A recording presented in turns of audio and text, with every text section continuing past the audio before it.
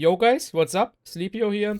Today I wanted to show you my second PvP build. This time it's an assault rifle build. To be honest, I wanted to make the LMG PvP build before that, but I didn't get the pieces in time, and yeah, that's why I'm making the AR build first now. As always, let's start with the specialization. Since it's an AR build, you have two options. You could either go survivalist or sharpshooter. I will go over to survivalist first, because that's the one I'm not playing. So Survivalist would give you the increased assault rifle damage. It's 15% extra damage. That's pretty good for an AR build, obviously. And you also get the best medkit in the game. That medkit from the Survivalist specialization is really good. And you also get some extra outgoing healing for your team. So that is also useful. And to top it off, you also get the fire grenades, which are really strong in PvP. But I choose to go for the sharpshooter specialization, mainly because of the 25% increased headshot damage. And 30% increased reload speed. On top of that, you also get 30% increased weapon stability. So yeah, those three are just so good for any build you play that it's just hard to not go for it. Especially in PvP, the increased reload time is really good because most of the time you will face more than one player, and yeah, you can burst on one player with one mag. But if it's two players, one mag is most of the time not enough if they don't have really bad builds. But to the actual build now. So as always, let's start with the guns first. As a main gun, I'm using an assault rifle, obviously. And I'm playing the P416. The base damage right now is bugged. So let me quickly change that. You can either go for the P416 as main gun, the Farmers, or the AK. Either of those three are fine, but I wouldn't go for any other AR because those are just the three best ARs for PvP. I mean, Farmers has probably the most burst damage. P416 is in general the best AR, best sustain, and pretty good burst damage as well. And AK to me is pretty fun to play, but for PvP I would probably rather go for the Farmers or the P416. As talents, you basically want Optimist and Allegro, or probably extra on the Farmers to get extra mag capacity. But for the P416, you definitely want Allegro and also for the AK. Optimist as main talent is definitely the best choice since you have 5 or less offensive, and that's basically 13% damage increase over the full mag. And yeah, that's definitely better than Ranger. As mods, I have a 10 round mag. If you have the 20 round mag, obviously use Dead, but I didn't get it yet. It's linked to the weekly projects, so it's just pure RNG if you get it or not. As underbarrel and muzzle, I just have plus 10% accuracy each, to make the spread a little bit tighter and be able to hit more shots. As a scope, I have an ACOG scope, which I only use to get 25 more headshot damage from the holster talent of the Nemesis, which is called Preparation. While holstered, gain 25% headshot damage when scoped with a current weapon. So you actually don't have to scope in with that scope. As long as you have the option to scope in, it will give you the 25% headshot damage. That's why I'm using the ACOG scope, because the only other scope that can zoom in, but that doesn't force you to, is the C79 scope, and that one gives you damage to elites, which for PvP is obviously useless, right? To my gear now. So, as you can see on the pieces already, I have 4-piece Gila guard, but with brand sets, you only get a 3-piece bonus, so you already see that I'm just going for the mod slots on those. As a mask, I'm running a Gila guard mask. Gila guard gives me 5% total armor, which is pretty good, then 20% hazard protection, which is also pretty good, and then pull skill power, which is basically useless. The attributes you want for that build are health and probably skill power or cooldown reduction. As talents for PvP, you either want dialed in or probably spotter if somebody is running the pulse in your team. But if you play spotter yourself, it's not really worth it because either on the ropes or spotter will be inactive all the time. As a mod, you have a utility protocol mod, which I modded with a 3% headshot damage, but all those generic mods I have, sure, they increase my damage a little bit, but they are not main part of the build. They don't make the build, they are just a little bit more damage to me. So if you don't have generic mods, just go for some extra skill power on that one. My chest is a Fenris chest, that's a pretty good one of the best I got in this patch so far. Yeah, Fenris is obvious, you get 10% AR damage, so you definitely want 1-piece Fenris for that build. My attributes are skill power, weapon damage, and armor. I guess that's the 3 attributes you're looking for. The armor could be a little bit higher. I think it can go up to 60k even if you get a god roll. But the main thing you're looking for on the chest is definitely weapon damage. 12.5 is not the highest. You can get up to 15 or even 16. I don't know what the highest is. The highest I saw so far is 15. But yeah, 12.5 is definitely not bad. As talents, you want Unstoppable Force and Hardened, not Hard Hitting. Hard Hitting doesn't add anything to the build, but yeah, I didn't get such a good chest with Hardened yet. That is basically my PvE chest I use for, I think, 3 builds that I have. The specific chest I have, this one, I don't want to pronounce the name and butcher it.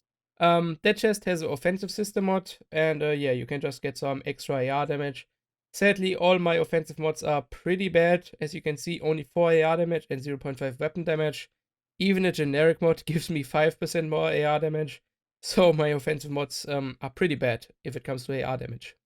As a holster, you want a Douglas and Harding holster, more specific the Mora holster, because that one has a utility attribute and also a utility system mod slot. And as talent, you either want precise or devastating. In my mod, I have a generic system mod with AR damage. Again, if you don't have those, just put a mod in that gives you a specific skill power to whatever skill you are using. As a backpack, I have another Gila Guard piece. As attributes on the backpack, you just want armor or plus total armor, and then a weapon damage and probably cooldown reduction or skill power. Just like the chest, you want 3 of each attribute. So yeah, offensive, defensive, and utility. As talents, you want hardened and on the ropes, so I have the perfect talents for that. And on the attributes, you are either going for really high armor or really high weapon damage. Depends what your backpack comes with. Mine already had a good armor roll, so I just increased the weapon damage by a lot. The Gila Inventory System backpack also comes with 2 system mods, one defensive and one offensive mod.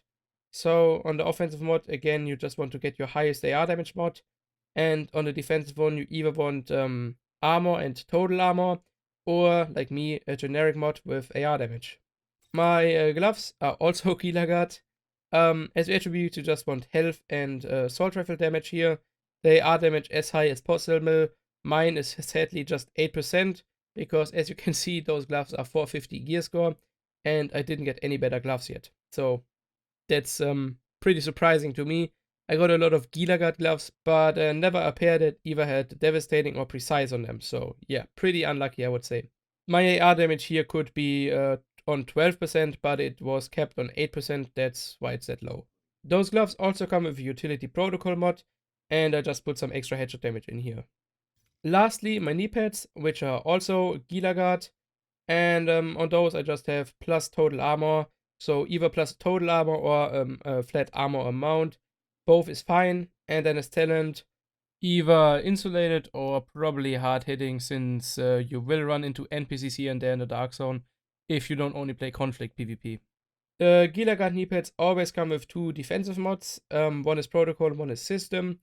In my protocol mod, I just have plus health, because in that build I only have 1 defensive protocol mod, and in a defensive protocol mod I definitely want to go for health, because 8500 health compared to 3% headshot damage I could get here. There's no question the 8500 health is definitely better than 3% headshot damage. In the defensive system mod, I have a generic system mod with AR damage. To my skills real quick. Since it's on the ropes build, I like to run the booster hive, because you can just deploy it, get 20% speed buff that lasts for 20 seconds, and pop the hive again. And then it's on a pretty long cooldown, so you don't have to worry about it that much. If you are fighting close to a checkpoint or something and you don't have much time to pop skills, then I would just run the Jammer Pulse, because that one is super fast to use. It's not very useful, but it's really fast to use. So yeah, that also works. And as main skill, as in all my builds, I would use the Reinforcer Chem Launcher mod. Basically one of the best skills, if not the best skill in the game. For on the ropes, it's really useful, because if you get some skill power, you can easily get it up to plus 7 ammo, and that is pretty useful for sure. In the end, I also have my stats for you. With the P416, I have 0% crit chance, 101 headshot damage, which is definitely on the high end, I think. You can easily get 130 or even 140. Well, not easily, but you can get 130 or 140. But for the PvP build, 100% is definitely enough, I think. Then I also have 30% reload speed from Sharpshooter, 25 accuracy and 30 stability. No weapon handling. But now to the big stats. I have 27.5% all weapon damage bonus and a 41 AR damage bonus without Survivalist. With Survivalist, I would have 56% here, which is quite insane, I have to say. But as I said in the beginning, I think Sharpshooter is overall a better specialization for PvP. On top of that, I also get 25% damage from on the ropes, and also 20% from Unstoppable Force if I kill something, either NPC or a player. Just the base weapon damage is pretty damn high, I have to say. And that's the build. That's my AR PvP build. Sadly, you cannot run 2-piece True Patriot. That just doesn't work with an AR build if you have the Fenris chest and also want the benefits from Gilagard and all the mod slots. So yeah, no 2-piece True Patriot, but with all the damage you get from on the ropes and all the generic mods if you have them, and Unstoppable Force as well if you play it correctly and just kill an NPC before the fight, or burst one player quick and then have just 20% more damage for the rest of the fight, basically. If you play it correctly, then the damage you can stack with that build is really high. So I think that's fine without True Patriot. Anyways, as always, thanks for watching. Sadly, there won't be PvP gameplay in the end of the video. I was just really busy with the raid in the last few days, figuring out all the right mechanics, how to do it the fastest way, and which builds are the best to run it with. So yeah, just not much PvP going on the last few days. Basically only raiding, figuring out the raid, and making builds for the raid. And yeah, just farming DC, I guess. But I guess that is fine for just one PvP build video. There was just a lot of stuff to do in the last days. So yeah, forgive me for that one. And see you in my next video. Bye.